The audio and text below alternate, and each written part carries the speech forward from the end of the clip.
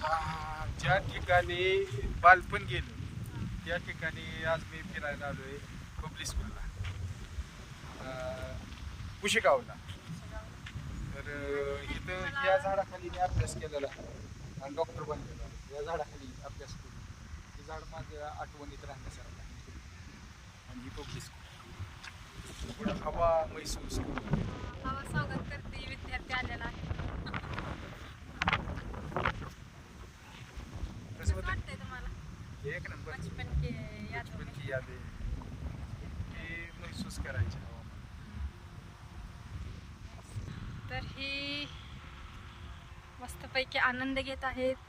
त्यांचं लहानपण इथंच गेलेलं आहे. सगळं लहानाचं मोठं इथंच झालेलं आहे. असंच झाडाखाली अभ्यास करून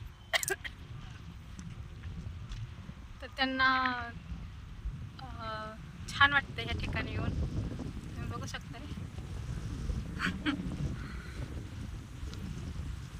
कसं वाटतंय बसले डॉक्टर? छान वाटतंय ना तुम्हाला? इथं कल्पना सुद्धा केली नव्हती मी की मी इथनं बाहेर जायला काहीतरी वेगळं घडेल असं.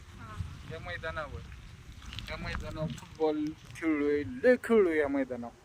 या मैदानावर सगळ्यात जादा माझं असं गुडगं बिडगं फुटलेलं आहे. काय सांग? माझ्या अंगावर जेवढे वन आहेत का नाही तेवढे ह्या मैदानावरच आहे. ये इथं सावलीला. तू अशी चालत येईल माझी तर ना. तर भारी आहे, आभारी आहे मी परिसराचं. माझ्या नवऱ्याला चांगलं विचार करायची संधी मिळाली या वातावरणात. त्याबद्दल ह्या निसर्गाचं, त्या मातीचं मी खूप खूप आभार मानते. तर ह्याच ठिकाणी आमच्या डॉक्टर साहेबांनी स्वप्न रंगवलेली होती. गाडीचं, डिग्रीचं, त्यांच्या बायकोबद्दलचं, मुलांबद्दलचं सगळी स्वप्न त्यांनी लहानपणी ह्याच ठिकाणी पाहिलेले आहेत. आणि त्यांना ती परत फिरून आठवणी आलेल्या आहेत. तर त्यांचा आनंद बघून मला सुद्धा खूप छान वाटतंय, भारी वाटतंय. त्यासाठी आम्ही थोडा वेळ इथं थांबणार आहे. त्यांचं मन भरूस तर, त्यांची इच्छा पूर्ण होऊस तर एक अर्धा पाऊण तास आम्ही थांबणार आहे इथं. आणि नंतर मग पुढच्या प्रवासासाठी जाणार आहोत, निघणार आहोत.